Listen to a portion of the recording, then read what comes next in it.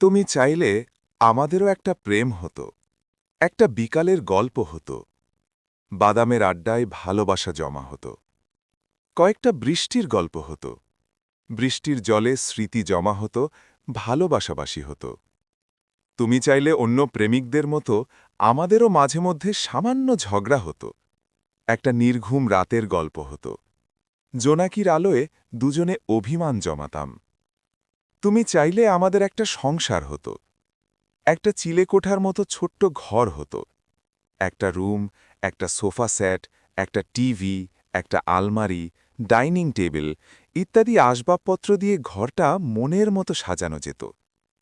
তুমি চাইলেই আমাদের একটা রাজকন্যা হতো, তার নাম রাখা নিয়ে খুনসুজি হতো, তাকে নিয়েই আমাদের একটা জগৎ হতো। তিনজনের ছোট্ট সংসার হতেই পারত। তুমি চাইলেই সব হতো। আমাদের একটা প্রেম হতো, সংসার হতো, ঘর হতো। কিন্তু তুমিই চাইলে না, তাই আজ সব হয়েও আমাদের কিছু হলো না। কিন্তু তুমিই চাইলে না, তাই আজ সব হয়েও আমাদের কিছু হলো না।